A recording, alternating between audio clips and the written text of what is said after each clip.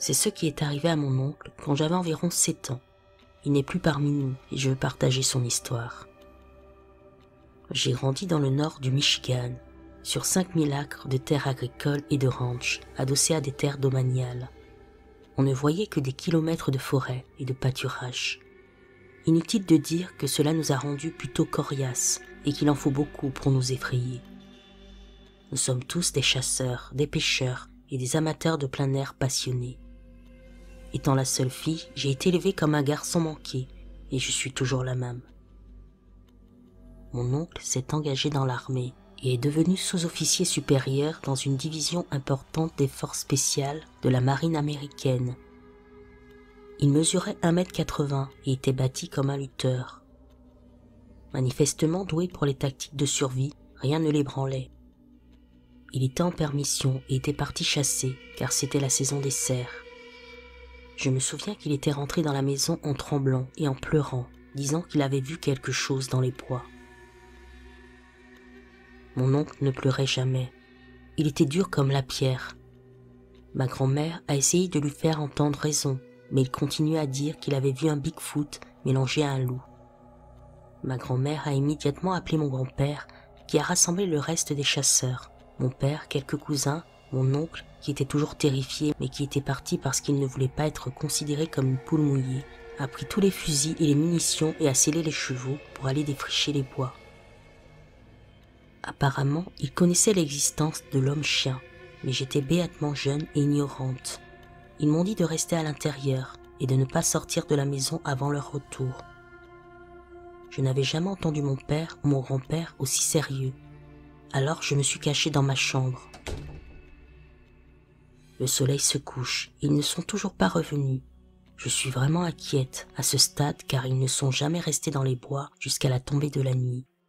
Peu après, j'ai entendu le bruit des chevaux qui couraient vers l'étable et leur voix.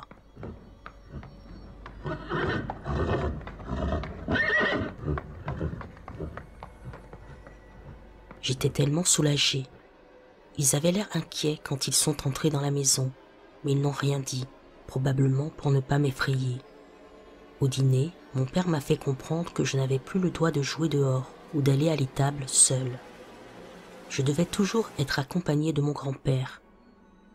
Bien sûr, cela m'a contrariée et j'ai senti qu'on m'enlevait mon indépendance, mais j'ai obéi. Le lendemain matin, mon père et mon grand-père m'ont appris à tirer. Je savais que c'était sérieux. J'ai entendu les adultes parler la nuit suivante. Apparemment, il y avait des traces à l'endroit où mon oncle avait été vu, des traces plus grandes que celles que pourrait faire un loup. Il s'agissait bien de traces de chiens. Comme je l'ai déjà dit, nous sommes des chasseurs et des amateurs de plein air passionnés, et nous pouvons facilement identifier les traces, mais celles-ci ne pouvaient pas être identifiées. À environ 3 mètres de hauteur dans un arbre, il y avait des marques de griffes. Aucun ours n'aurait pu les faire. Nous avons également trouvé des marques de griffes de la même hauteur sur plusieurs arbres de notre propriété. Le bétail a été mutilé, mais pas comme l'aurait fait un coyote ou un ours, et cela a duré tout l'hiver.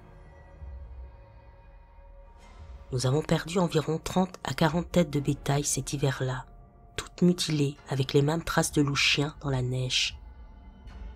J'ai vraiment l'impression que cette expérience a changé mon oncle. Qui sait qu'il a effectué plusieurs missions au Moyen-Orient dans le cadre de l'opération Tempête du désert et de l'opération Liberté pour l'Irak avant de se donner la mort. Après cette expérience, il n'a plus jamais été le même. Alors qu'il ne buvait jamais, on ne le voyait jamais sans une bouteille de Jack et ses yeux étaient toujours hantés. Il a changé de personnalité et n'est plus jamais allé dans les bois. Il a arrêté de chasser et a fini par ne plus revenir à la maison pendant ses congés. Il n'est même pas rentré pour les funérailles de mon père 2 ans plus tard. Cela m'a brisé le cœur de le voir se détériorer comme il l'a fait. Je crois sincèrement qu'il a vu quelque chose et que cela l'a tué.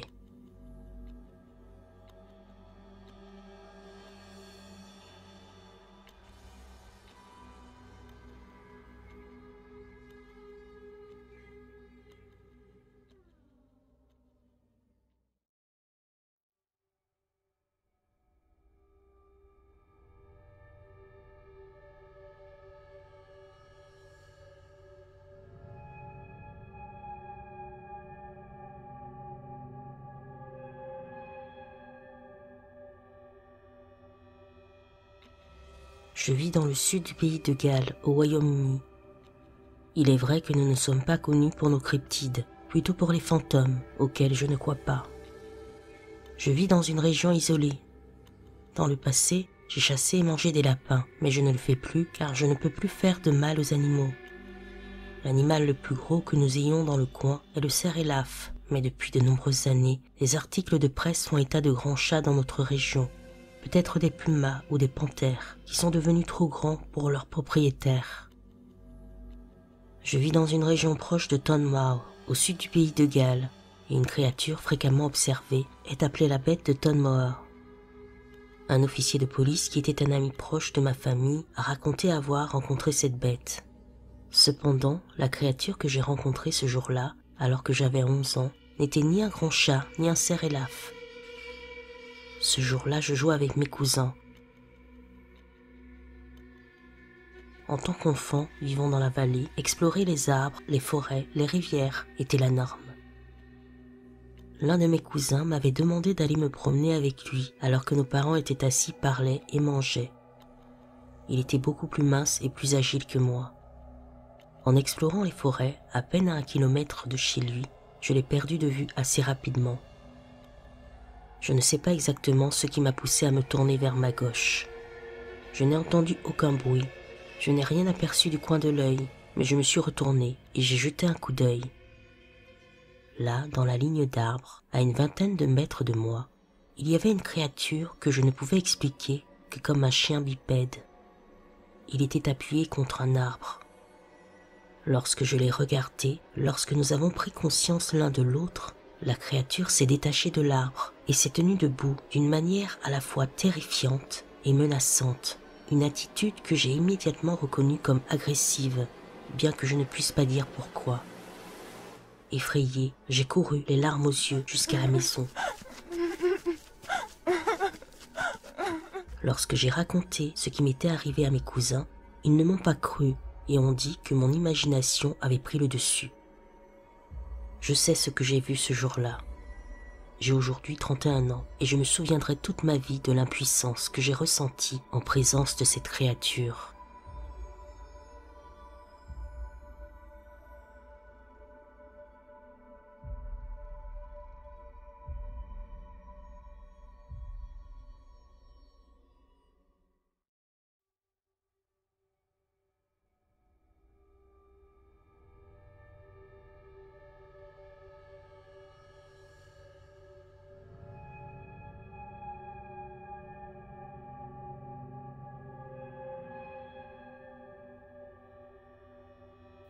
Quand j'avais 9 ou 10 ans, mon oncle m'a raconté une histoire qui ne m'a jamais quitté.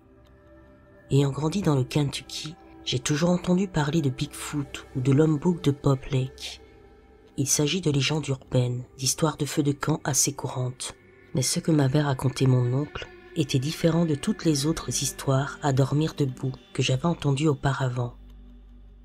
Le Kentucky abrite le plus grand système de grottes au monde, Mammoth Cave. Depuis sa création le 1er juillet 1941, seuls 600 km environ ont été explorés par l'œil humain. On pense qu'il reste encore plus de 900 km de passages et de cavernes à découvrir. Le parc national s'étend sur 3 comtés, couvrant plus de 50 000 acres. Il s'agit des comtés d'Edmondson, de Hart et de Berrien. Mon oncle possède des terres dans le comté d'Edmondson depuis le début des années 1980. Je me souviens d'avoir entendu dire que lorsqu'il chassait le cerf, il rencontrait parfois des fosses de différentes tailles dans le sol. Il s'agissait de l'entrée de grottes. Il jetait généralement un tonneau ou une grosse branche d'arbre dans le trou afin que personne ne tombe dessus et ne soit pris au piège. À part la vie sauvage et le fait de se perdre dans les bois, il n'y avait pas grand-chose d'autre à craindre, selon la plupart des gens. Cette histoire se déroule au début des années 1990, environ 5 ans après que mon oncle ait acheté le terrain. Son voisin le plus proche, que j'appellerais Ken, vivait à environ 800 mètres sur le chemin de terre qui était parallèle à leurs 2 propriétés. Ils sont naturellement devenus de bons amis au fil du temps, et à l'occasion, ils s'accompagnaient l'un l'autre à la chasse. Mon oncle vivait à Louisville et se rendait sur sa propriété lorsqu'il avait des jours de congé. ou qu'il devait effectuer des travaux d'entretien, comme le fauchage ou le réapprovisionnement de son étang. Contrairement à son voisin Ken, il passait donc plus de la moitié de l'année à Louisville. Ce week-end-là, Ken est parti chasser le cerf. Il a quitté sa cabane et s'est dirigé vers les bois, comme il l'avait déjà fait une centaine de fois.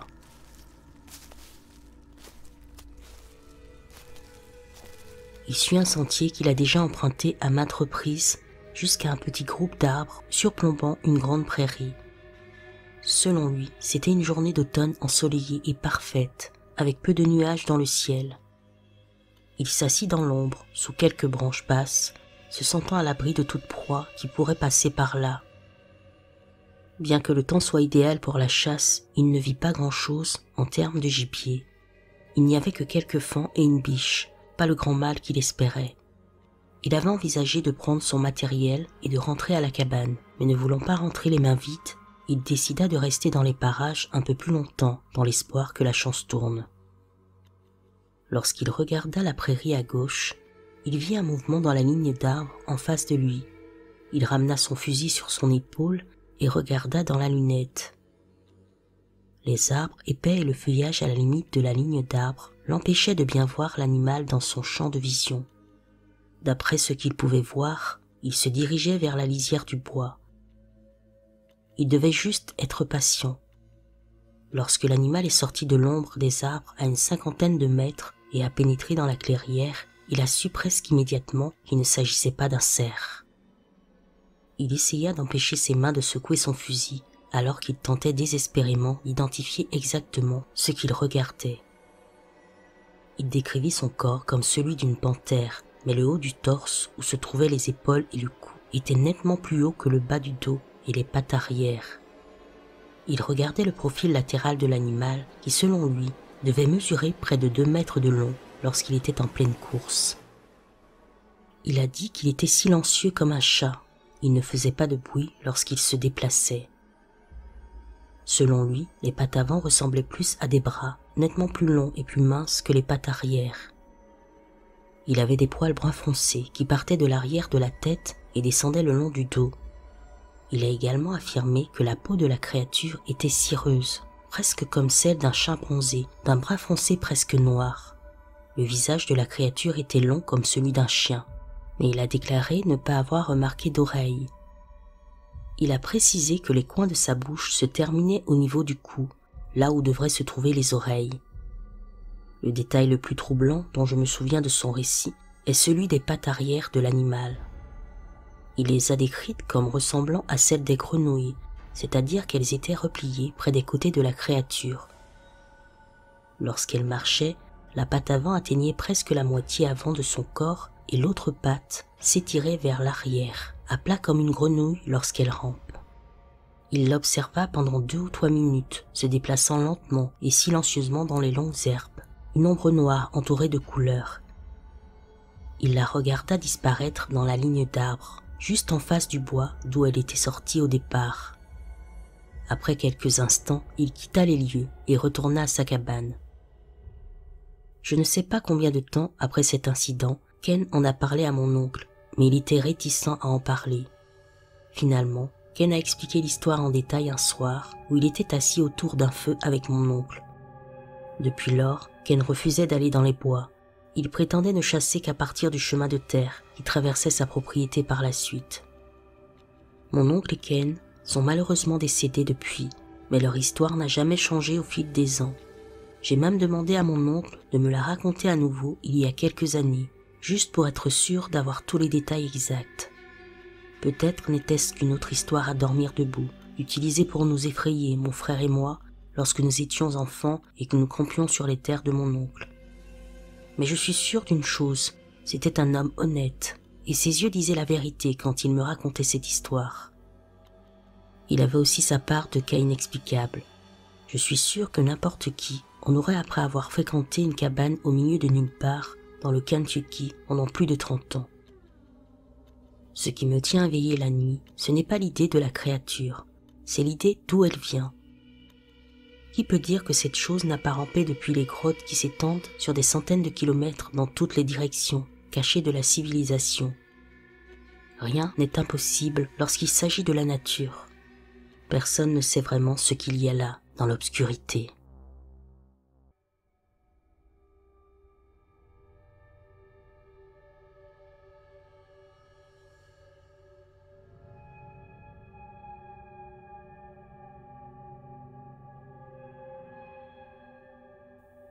Je n'ai pas l'habitude de croire à ce genre de choses, mais j'ai eu une rencontre étrange il y a quelque temps.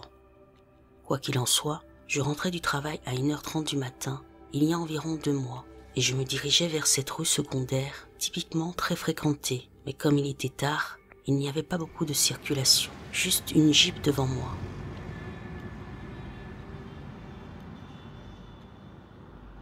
Alors que je prenais un virage, j'ai vu dans mon champ de vision cette silhouette à ma droite sur le trottoir, qui se tenait entre 2 petits arbres. Au début, je pensais qu'il s'agissait d'un grand chien élancé, comme un lévrier blanc ou un dog allemand qui s'était échappé et qui semblait se tenir debout et aboyer sur la circulation le long du trottoir. Je ne l'ai remarqué que lorsque j'ai commencé à le dépasser, mais en passant, je me suis rapidement rendu compte qu'il semblait avoir une tête de forme humanoïde, avec des yeux noirs, un dos voûté et une longue bouche étirée, comme s'il criait. Je roulais à environ 45 km/h lorsque je suis passé et il faisait nuit. Je me suis dit, oh mon Dieu. Alors j'ai ralenti rapidement pour regarder en arrière et dans mon rétroviseur. J'ai vu la créature se retourner et courir vers une clôture en bois. Mais pendant qu'elle courait, j'ai vu à quel point elle était grande et mince. Elle semblait pâle avec une sorte d'apparence anorexique.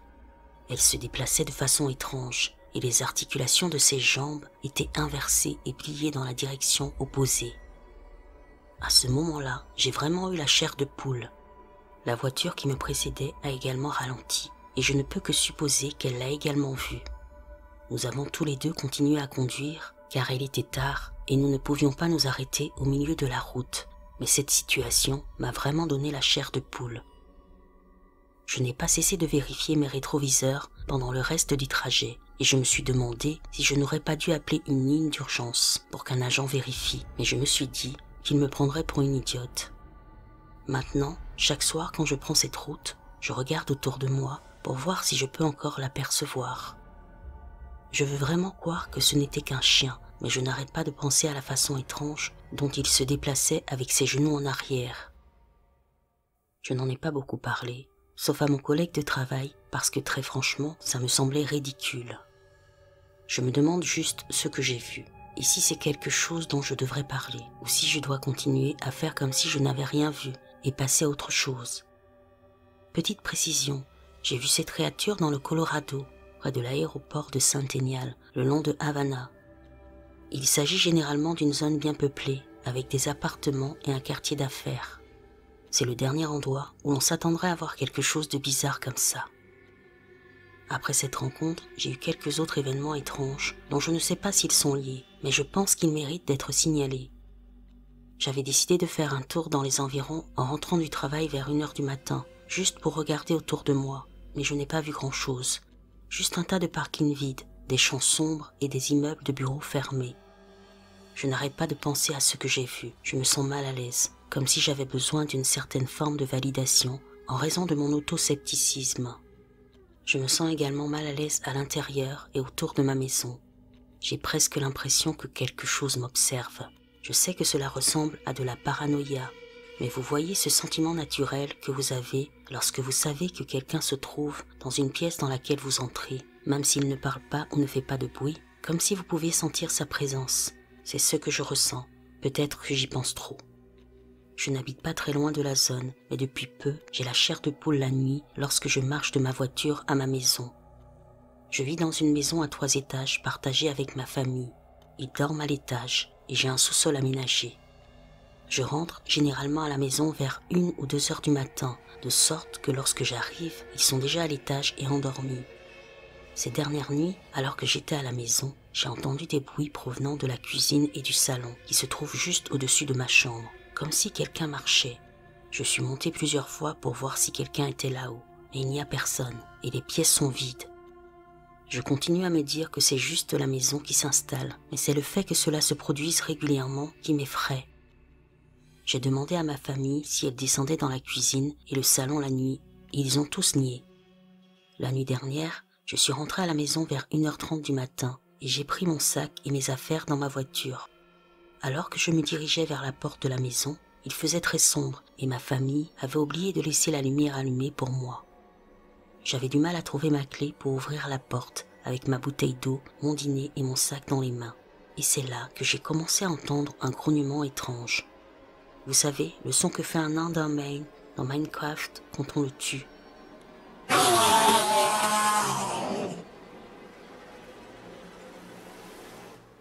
Ça ressemblait à ça, pas aussi intense, mais presque métallique et en écho, comme un grognement dans un tuyau.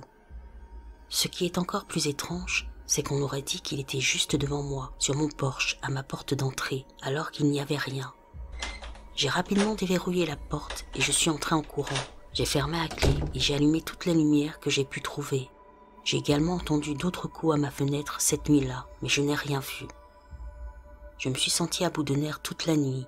J'aimerais vraiment espérer que ce n'est qu'un raton laveur ou quelque chose comme ça, et que je suis juste paranoïaque. Mais je me demande si tous ces événements ne sont pas liés d'une manière ou d'une autre.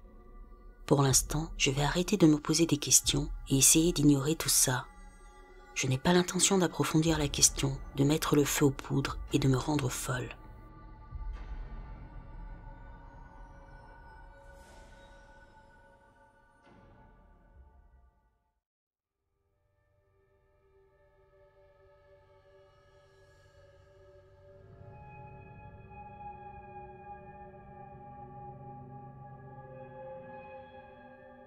Je voulais partager une expérience que j'ai eue il y a environ 13 ans. Pour la petite histoire, mon cousin vivait dans le nord de l'Alabama et sa famille possédait un terrain de polo à environ 30-40 km de la frontière avec le Tennessee. Il m'a raconté à plusieurs reprises qu'à l'époque où il vivait sur la propriété, il voyait cette silhouette devant ses fenêtres dans le champ, mais c'était des histoires de fin de soirée sur Xbox et je n'y ai jamais trop réfléchi.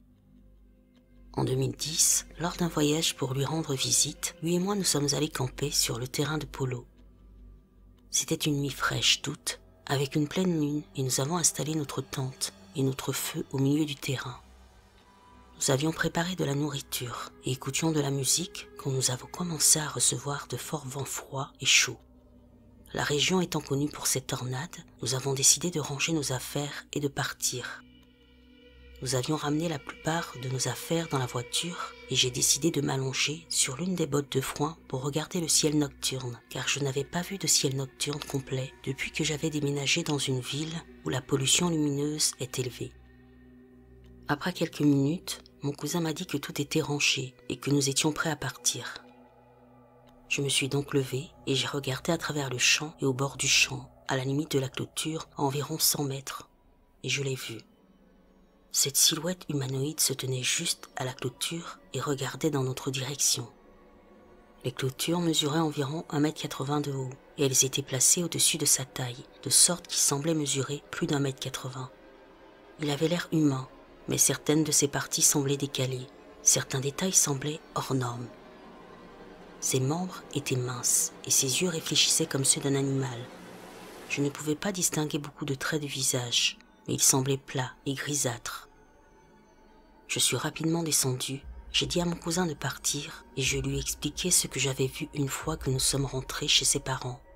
D'après ce que je lui ai décrit, ça correspond à ce qu'il avait vu il y a 5 à 8 ans quand il était petit. On raconte que certains de ses amis l'ont vu dans les bois quelques années plus tard lorsqu'il campait, mais personne n'a encore vraiment d'explication sur ce que cela pourrait être ou sur ce que c'est.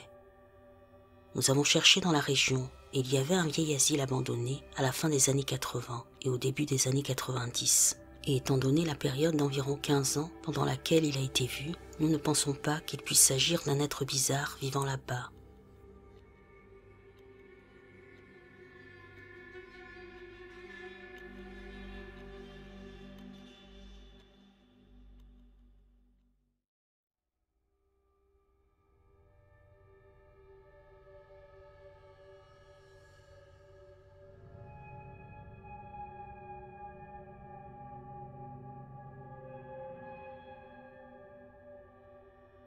Ça s'est passé l'année dernière, au début de l'été.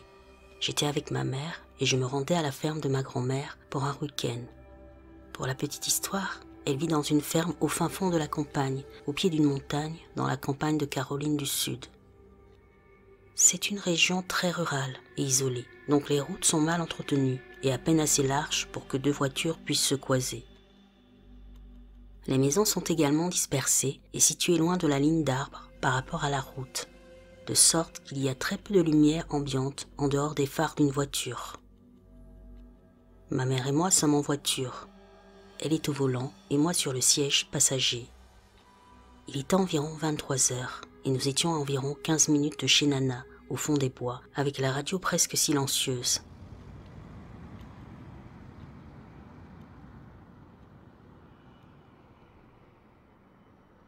Nous arrivons sur une portion de route droite dans une zone très boisée. Et soudain, une créature floue s'élance sur la route, juste à la limite de nos phares. Elle se déplaçait assez rapidement, mais ma mère et moi avons pu la voir de près et nous sommes toutes les deux d'accord sur ce que nous avons vu. C'était une créature assez grande, à peu près de la taille d'une personne ou plus grande. Aucune de nous ne pouvait distinguer la tête, mais nous nous souvenons toutes les deux qu'elle semblait avoir un corps segmenté, selon les mots de ma mère, comme si elle était émaciée et que sa cage thoracique ressortait. La réflexion de la lumière m'a empêché de distinguer la couleur, mais ma mère a dit qu'elle se souvenait qu'il était sombre et qu'elle n'avait pas vu de fourrure ou de poils. Il avait de longs membres, et lorsqu'il se déplaçait sur la route, il ne courait pas comme le ferait un chien ou un cheval avec ses 4 pattes. Il utilisait ses membres avant pour se tirer, et il se déplaçait très vite. Nous avons toutes deux dit quelque chose du genre « Qu'est-ce que c'est que ça ?» alors qu'il traversait devant nous. Lorsque nous nous sommes approchés de l'endroit où il avait traversé, je me suis retournée pour le regarder juste au moment où il atteignait l'autre côté de la route et sortait de nos phares. Je le jure sur ma vie, il s'est levé et a couru, pas comme un chien qui se cabre sur ses pattes arrière. Il était bel et bien bipède. J'ai immédiatement crié qu'il s'était levé et nous avons toutes les deux commencé à être nerveuses. Honnêtement, j'aurais cru que je devenais folle s'il n'y avait pas eu une autre personne dans la voiture avec moi. Ma mère a toujours été une personne pondérée et non superstitieuse, mais elle était très nerveuse et m'a fait accepter de ne pas en parler à ma grand-mère pour ne pas l'effrayer, ce qui m'a fait prendre conscience de la gravité de la situation. Je dois également mentionner qu'il y avait apparemment une série d'attaques sur le bétail et les chevaux dans la région à peu près au moment où cela s'est produit. Les gens disaient qu'ils avaient trouvé des clôtures en fil de fer déchirées et que leurs animaux avaient été attaqués. Je ne pense pas qu'il y ait eu de morts, mais si je me souviens bien, quelques chevaux ont été gravement blessés. Il y a eu d'autres cas étranges dans la région, mais ceci est mon expérience personnelle.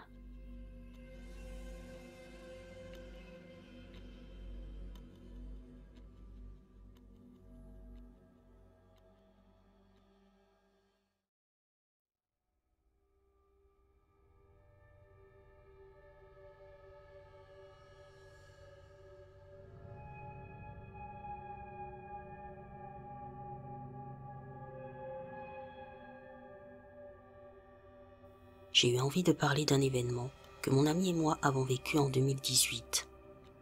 Ça s'est produit alors que nous roulions sur Lower Pine Creek Road dans le comté de Chester, en Pennsylvanie. Je n'avais pas et je n'ai jamais eu d'autre expérience de ce genre. Cette route sinueuse et non éclairée est entourée de bois denses des deux côtés. Il s'agit d'une route résidentielle, mais les maisons sont peu nombreuses. Comme il faisait nuit lorsque cela s'est produit, tout ce que nous pouvions voir était ce qui était éclairé devant nous par les phares de la voiture de mon ami. Alors que nous roulions, quelque chose a traversé la route, émergeant des bois sur notre droite et disparaissant à nouveau dans les bois de l'autre côté de la rue. La chose a traversé juste devant la voiture, à portée des phares. Ces mouvements sont difficiles à expliquer. C'était quelque part entre une course et un saut, mais ce n'était ni l'un ni l'autre. Le mot bondir est le meilleur mot que j'ai pu utiliser pour décrire ce mouvement. Tout ça s'est passé très vite, car la chose s'est déplacée à une vitesse alarmante. J'ai d'abord pensé qu'un cerf avait traversé la route, mais j'ai rapidement écarté cette hypothèse. Nous sommes restés tous les deux assis en silence pendant quelques secondes, à réfléchir à ce dont nous venions d'être témoins. Pour ne pas influencer mon ami, je lui ai demandé ce qu'il avait vu, et il l'a décrit exactement comme je m'en souvenais. Voici les principaux détails dont je me souviens. Je savais qu'il ne s'agissait pas d'un cerf parce qu'il se tenait sur deux jambes. Celle-ci était musclée comme celle d'un humain, mais munie de sabots. Le reste de son corps était également maigre et fortement musclé, et il devait mesurer entre 1,70 m et 1,80 m. Il était d'une couleur brun-rouge, il avait une grande crinière noire et une queue. Il avait des traits essentiellement humanoïdes et ressemblait à un grand singe. Encore une fois, il se déplaçait incroyablement vite et parcourait la largeur de la route en quelques pas. Il n'est probablement resté dans le champ des phares que pendant 3 secondes environ. Je n'ai pas tendance à croire au surnaturel et je n'avais jamais entendu parler d'une chose pareille. Aussi ma première réaction a-t-elle été d'essayer de comprendre ce que nous avions vraiment vu. Cependant, ce qui m'a vraiment poussé à l'accepter comme étant la réalité, c'est cet article qu'un autre de mes amis m'a envoyé après lui avoir raconté l'incident. L'article confirme de nombreuses choses que nous avons remarquées cette nuit-là. Cette expérience a été terrifiante au moment où elle s'est produite. Elle a complètement changé mes croyances sur le surnaturel et m'a ouvert l'esprit aux récits d'autres personnes sur leurs rencontres. Avec le temps, la peur que m'inspirait cet incident s'est en grande partie dissipée, mais je ne fais plus de randonnée nocturne dans la région. Hormis dans cet article, je n'ai pas beaucoup entendu parler de cette créature, bien que je soupçonne qu'elle soit liée à une créature voisine et plus célèbre, le Jersey Devil. J'aimerais savoir si quelqu'un a des informations ou des rencontres similaires dans le comté de Chester.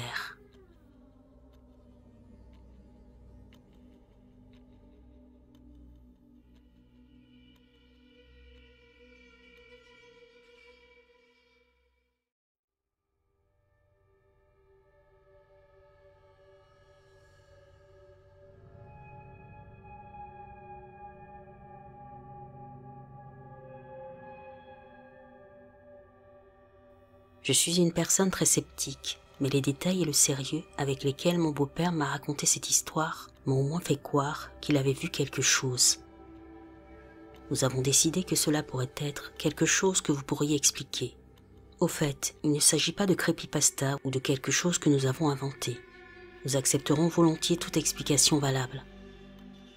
Je laisse donc le clavier à mon beau-père pour qu'il nous explique ce qu'il a vu. J'avais 19 ans en 1990 et vers 2h30 du matin, je rentrais de chez un ami à Dublin, en Irlande.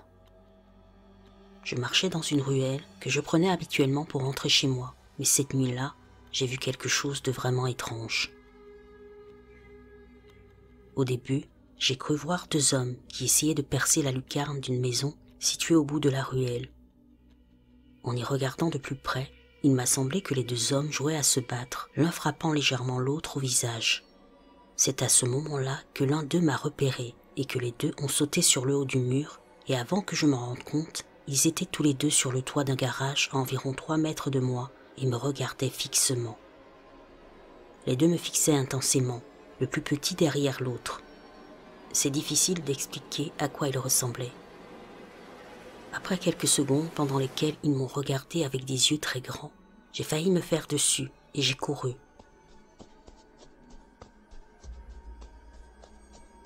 J'ai entendu le bruit léger de 2 atterrissages derrière moi et j'ai supposé qu'ils me suivaient. Ce n'est que lorsque je suis arrivé au bout de la rue que je me suis retourné pour voir qu'ils avaient en fait couru plus loin vers les herbes hautes et qu'ils me fixaient à travers elles. Je suis alors immédiatement rentré chez moi, blanc comme un fantôme. Après être rentré chez moi et avoir expliqué l'incident à ma famille, ils ne savaient pas trop quoi dire, mais ils savaient que j'étais très secoué. Le lendemain, mon père m'a demandé de l'emmener à l'endroit où l'incident s'était produit et nous avons pris notre chien. Celui-ci allait bien jusqu'à ce qu'il atteigne l'herbe où j'ai vu les créatures. Et il s'est arrêté et a refusé de bouger jusqu'à ce que nous retournions sur nos pas. Je n'ai aucune idée de ce que j'ai vu, mais je l'ai dessiné il y a plus de 20 ans. Il semblait mesurer environ 1,70 m. J'aimerais bien avoir une explication de ce que c'était.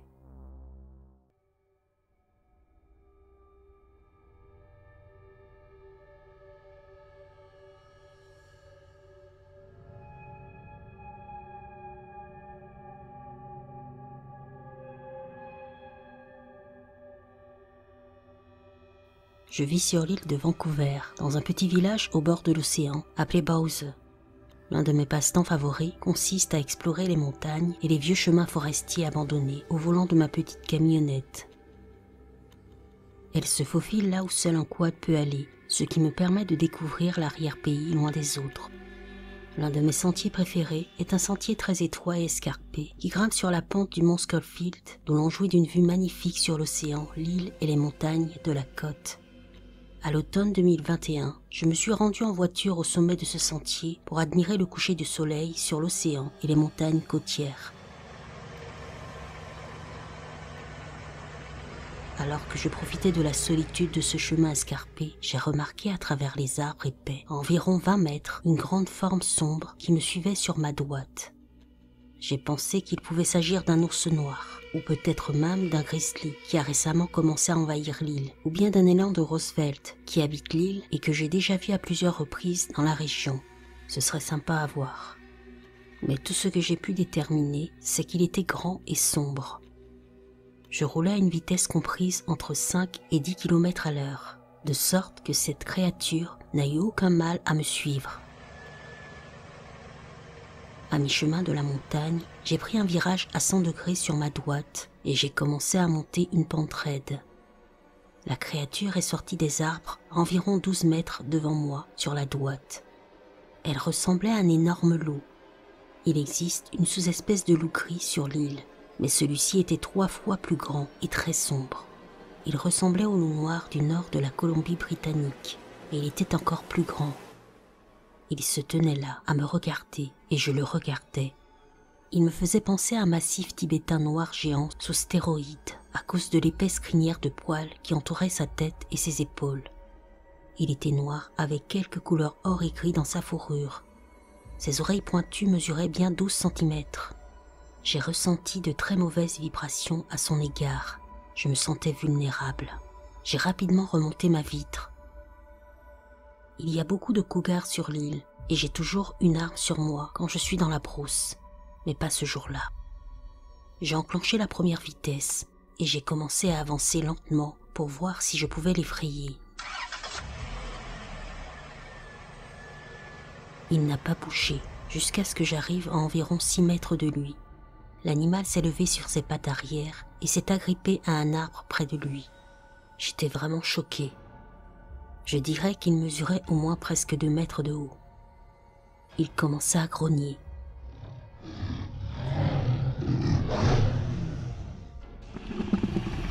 Ce grognement, je pouvais l'entendre et le sentir par-dessus le bruit du moteur de mon camion. Il s'est avancé lentement dans ma direction et de façon menaçante, se tenant debout, grognant et me fixant. À environ 4 mètres de distance, il s'est mis à 4 pattes, me regardant par-dessus son épaule gauche avant de disparaître dans les arbres sur le côté gauche de la route. J'ai estimé que son museau était plus haut que le bas du pare-brise de mon camion lorsqu'il était à 4 pattes, c'est-à-dire à 1,20 m du sol. Je n'ai jamais entendu parler d'un tel animal sur cette île. Après quelques recherches en ligne, je suis tombé sur des rencontres avec ce qu'on appelle le dogman, et ce que les gens décrivaient correspondait à ce que j'avais vu. La façon dont il est arrivé ici est un mystère. Comme je l'ai dit, les grizzlies ont récemment envahi l'île en traversant à la nage une ligne droite très étroite entre l'île et le continent. Peut-être que ces bêtes ont également fait ça. J'ai chassé dans le bush pendant plus de 40 ans. J'ai eu affaire à des ours, des cougars et d'autres bêtes. Je n'ai jamais eu peur, mais cette rencontre m'a ébranlé. La taille de cet animal, son corps puissant et sa personnalité menaçante n'avaient rien à voir avec ce que j'avais rencontré auparavant. Ma carabine Marlin 45-70 est désormais mon compagnon permanent lorsque je pars explorer l'arrière-pays en voiture ou à pied.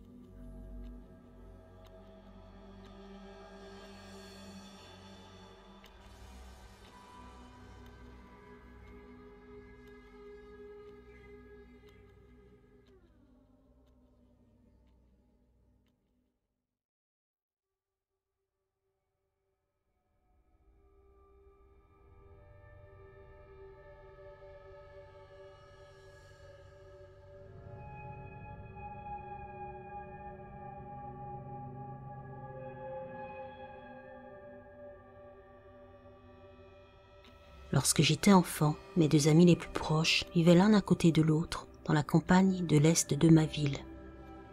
L'un d'eux m'a raconté qu'un soir, il s'était réveillé pour aller aux toilettes et qu'il avait vu une paire d'yeux jaunes luisants qui le fixaient. Lorsque j'ai passé la nuit avec lui, je l'ai interrogé à ce sujet et il a dit qu'il était si terrifié qu'il a voulu aller dormir chez sa mère. Il lui a dit qu'il avait peur que les yeux jaunes reviennent. Son voisin, mon autre ami, a passé la nuit avec moi. Il m'a parlé de cet énorme chien noir qu'il avait vu à l'arrière de son pâturage où se trouvaient leurs chevaux pendant la journée. Il a dit qu'il était de la taille d'un cheval et qu'il marchait à 4 pattes. Il a vraiment insisté sur sa taille et c'est ce qui l'a le plus bouleversé. Non loin de cette route, il y a un très vieux cimetière que les gens du pays considèrent comme un vieux cimetière indien. Les pierres tombales datent des années 1800. J'y ai vécu 3 expériences très inhabituelles liées au folklore du Dogman dont j'ai entendu parler, comme le fait d'entendre un hurlement si fort et si profond qu'il a terrorisé mon ami et moi.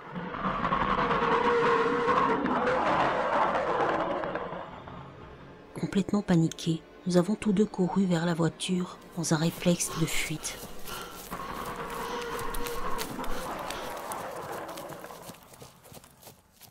J'ai eu une 4e expérience paranormale à Claymore, mais elle n'était pas liée au Dogman. La ville de Pryor Creek, à l'est de Claymore, a également fait l'objet d'une rencontre avec un Dogman sur YouTube. Les grands prédateurs ont des territoires très étendus. Je me demande donc si nous n'avons pas un Dogman qui rôde dans la région. Ce ne serait pas impossible, étant donné la quantité de terres agricoles, de bois et d'extensions rurales ici. La ville voisine de Tulsa a également publié quelques observations.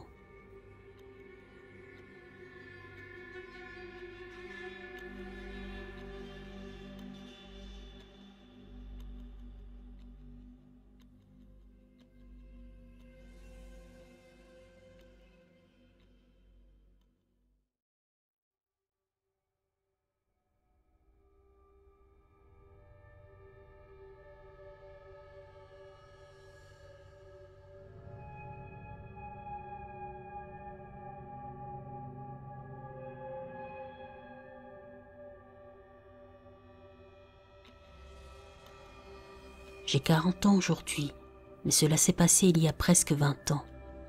Je suis né et j'ai grandi dans le Panhandle de Floride et c'est là que cela s'est passé, plus précisément sur Quintet Road, juste au niveau du pont qui traverse la rivière Escambia du côté ouest du pont. Il était environ 2h30 du matin. La zone est plus construite aujourd'hui, mais à l'époque, c'était juste une longue route sans éclairage public.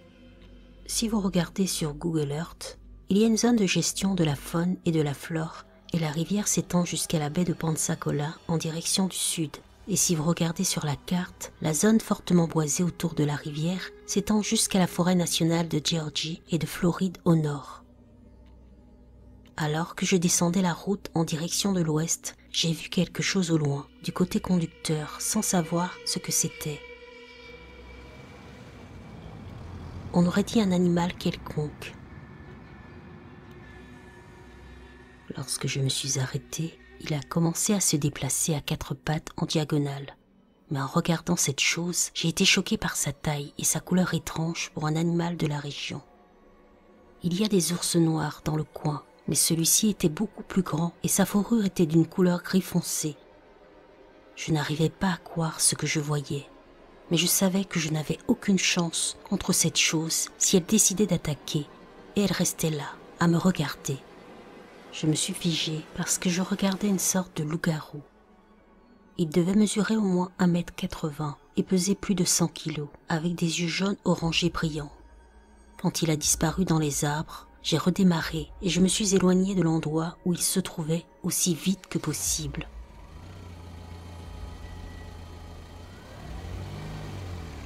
Je n'ai pas parlé de ma rencontre pendant plusieurs années et j'ai finalement commencé à en parler.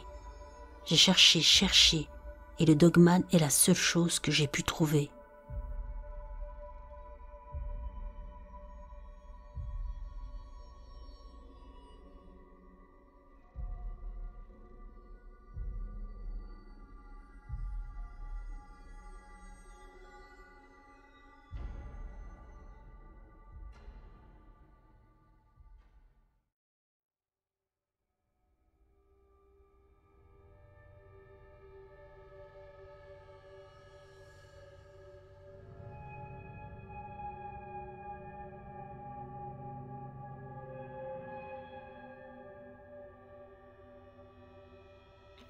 Je vis dans le nord-ouest du Michigan et nous avons cette légende appelée le Dogman.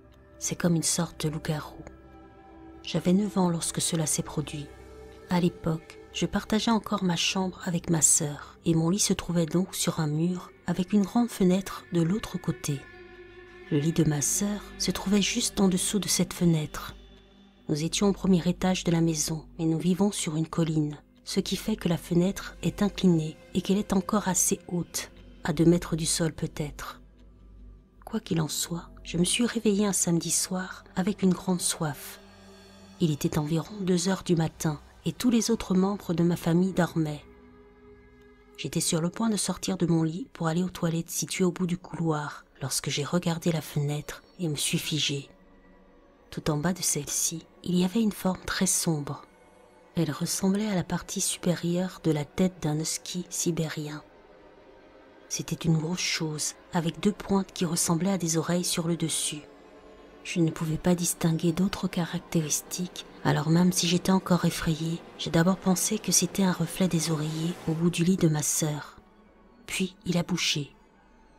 On sait que les chiens ont tendance à bouger les oreilles et à les dresser lorsqu'ils essaient de mieux entendre. C'est ce que cette forme a fait.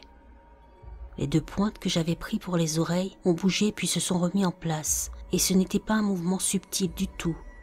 Alors j'ai su que ce n'était pas juste un reflet.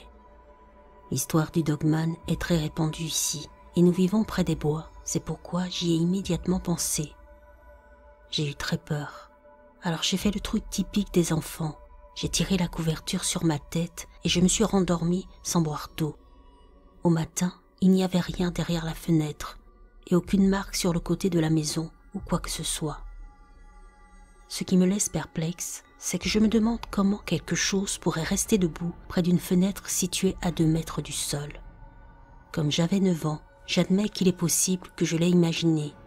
Je connaissais déjà l'histoire du Dogman, alors peut-être que j'avais peur au départ et que cette peur s'est manifestée de cette manière. En même temps, je crois vraiment qu'il y avait quelque chose derrière la fenêtre, Dogman ou pas.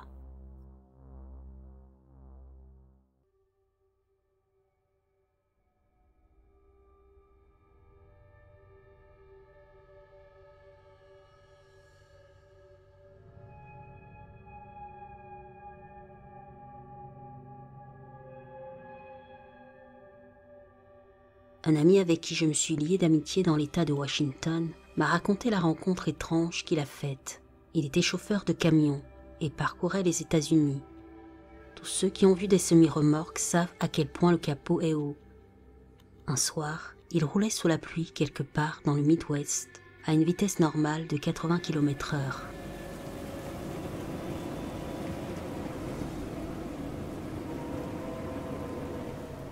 Il a vu quelque chose de bipède et de canin sortir en courant d'un lopin de bois devant lequel il passait avec son camion. Il n'a pas eu le temps de réagir et de freiner à temps.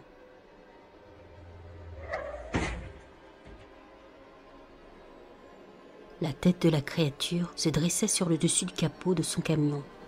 Il l'a percuté et l'a vu cracher derrière son camion, à l'arrière du côté conducteur. Il a effectué sa livraison et a pris le chemin du retour car l'autoroute n'était qu'à 2 voies.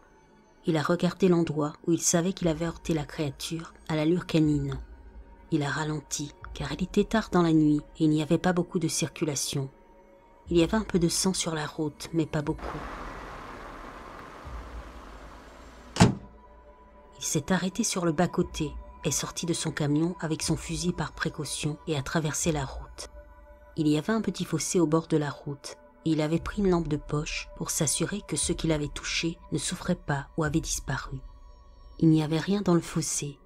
Il a braqué sa lumière sur le talus au-dessus du fossé, en direction des bois, et n'a rien vu qui sorte de l'ordinaire.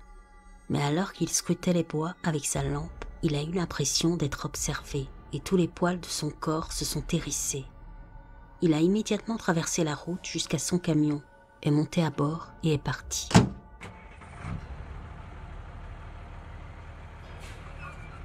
Lorsqu'il fut revenu à son lieu principal de réception des commandes, il a remarqué que son capot était cabossé et sa calandre était couverte de fourrure.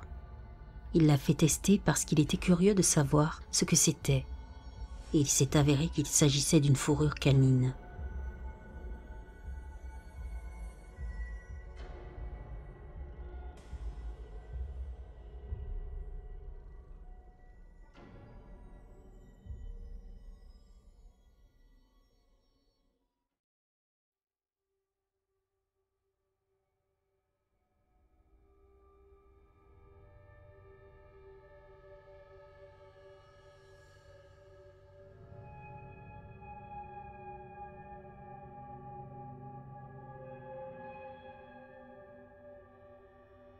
Cela s'est passé il y a 8 ans, presque jour pour jour.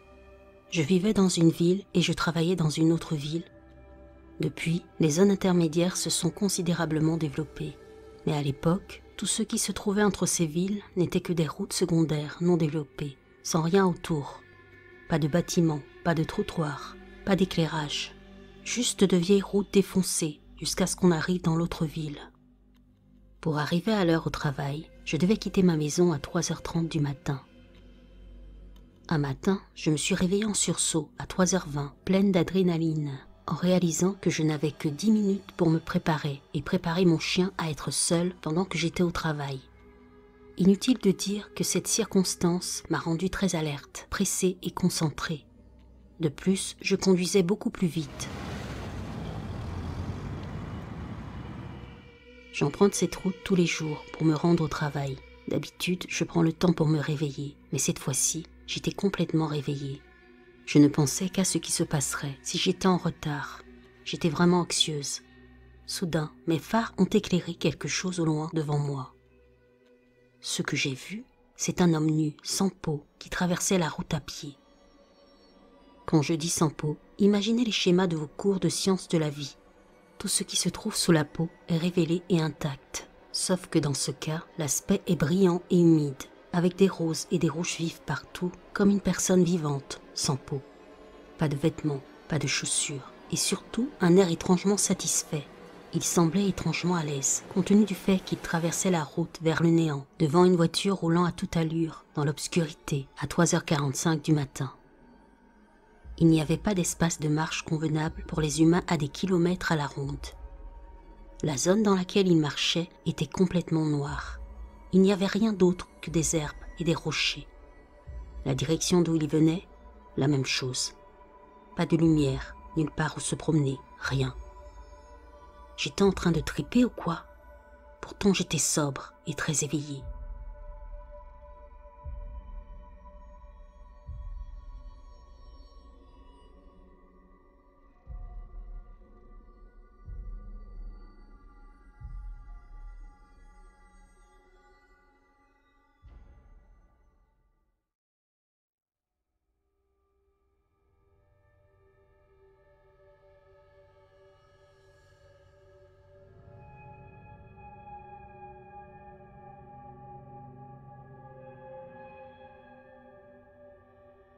Je vis dans une zone rurale en Floride.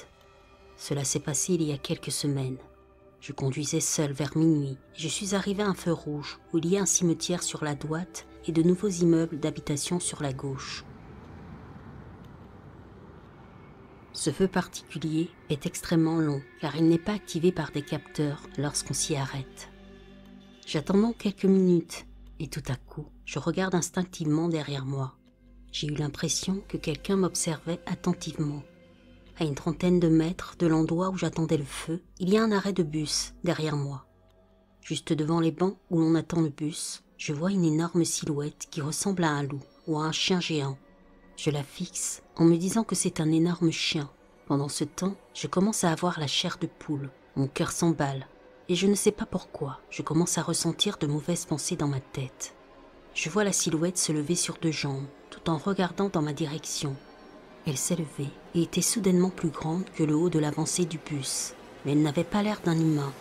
On aurait dit qu'un animal venait de se mettre sur 2 pattes. Pendant ce temps, j'attends toujours que ce foutu feu passe au vert, et garder à l'esprit qu'il y a des lumières tout autour de l'arrêt de bus. Mais cette silhouette était d'un noir pur.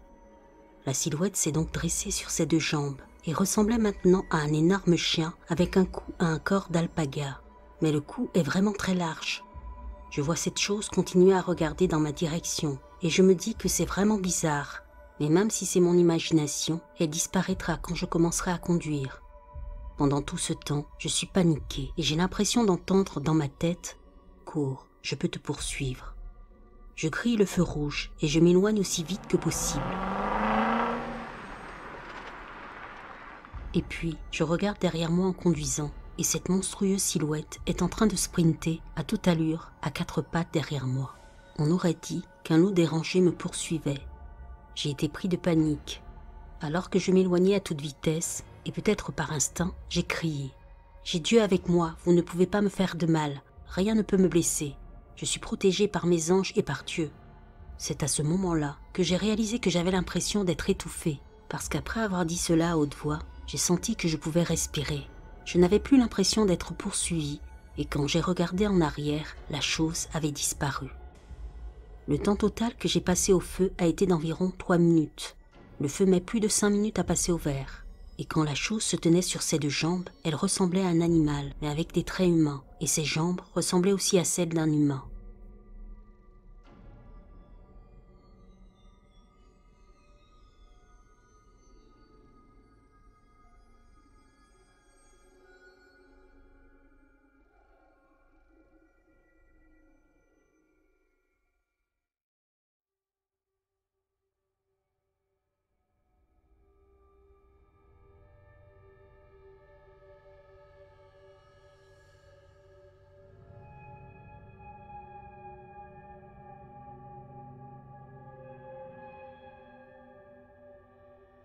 J'ai eu quelques expériences paranormales au cours de ma vie, mais celle-ci est apparue dans mon cerveau l'autre jour.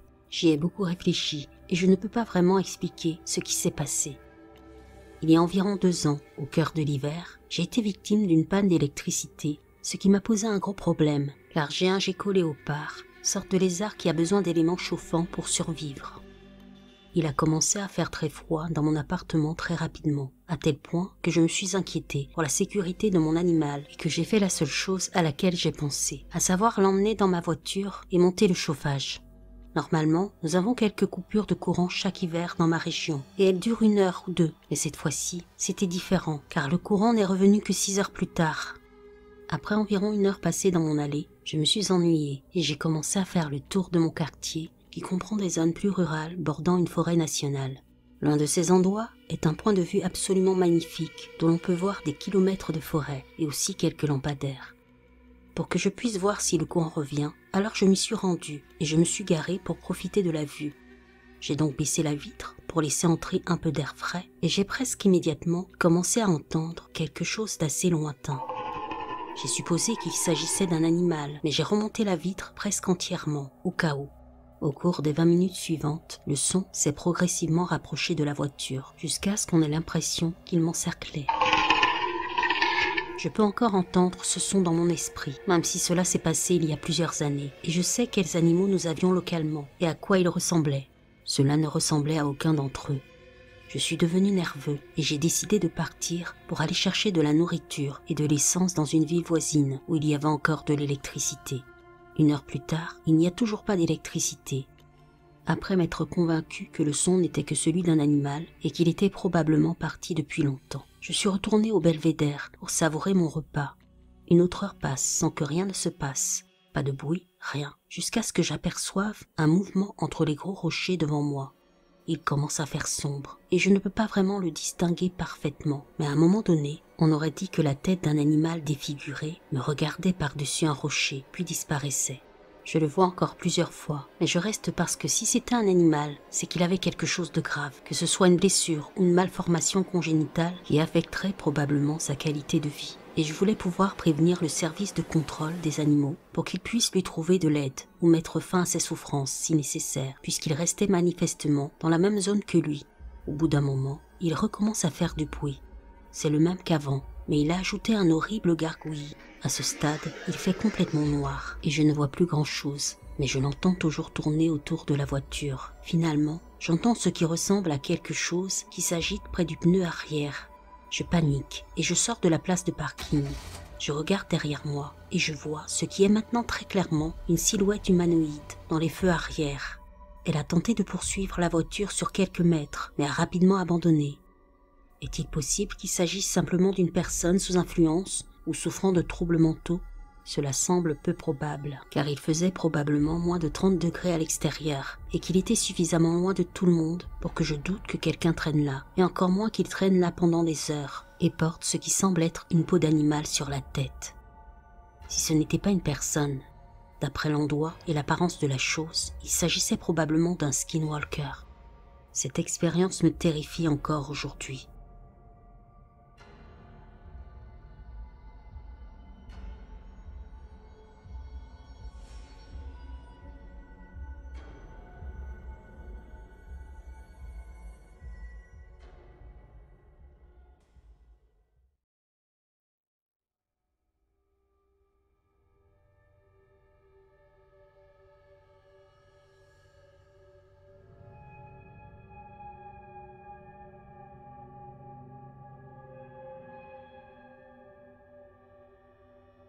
Dans les années 80, nous vivions dans le Michigan.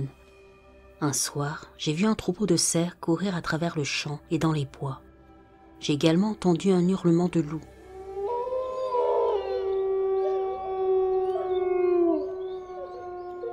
Cela ne m'intéressait pas trop, mais je savais que mon père aimait bien observer la faune et la flore. Alors je suis allé le voir, et je lui ai dit que je pensais que les cerfs avaient été effrayés par une meute de loups. Il s'est levé, a pris les jumelles sur la table près de la porte et est sorti. Je me suis assis et j'ai commencé à regarder mes émissions du vendredi soir, sans penser à rien. Puis la porte a claqué. Et j'ai entendu mon père hurler à ma mère. « Il s'est levé, mon Dieu, il s'est levé !» Puis il a couru jusqu'à leur chambre et en est ressorti en chargeant le fusil de chasse et en se tenant près de la porte. Ma mère m'a dit de descendre au sous-sol aménagé et d'y regarder la télévision. Mon père a passé la nuit dans un fauteuil du salon. L'arme n'a jamais été remise dans son armoire à fusil. Le lendemain, je lui ai demandé ce qui n'allait pas, car il regardait toujours par la fenêtre. Il n'a rien dit. Il a dit qu'il ne voulait pas me faire peur. Cela n'a pas aidé, car à l'âge de 9 ans, j'imaginais toutes sortes d'horreurs. Il est décédé l'année dernière, et alors que je fouillais dans ses affaires avec ma mère, j'ai vu une chemise en carton sur laquelle était écrit « loup-garou ». À l'intérieur, il y avait des notes manuscrites et quelques photos qu'il avait prises. Les photos ne montraient rien d'intéressant, mais l'une d'entre elles montrait un rouleau de foin de 2 mètres et ces notes indiquaient que le loup-garou était plus grand que le rouleau. D'autres photos montraient la terre remuée par un troupeau de cerfs courant à toute allure. Je ne suis pas totalement convaincu qu'il ait vu quelque chose comme le Dogman, mais ce qui est certain, c'est que quelque chose l'a effrayé ce jour-là.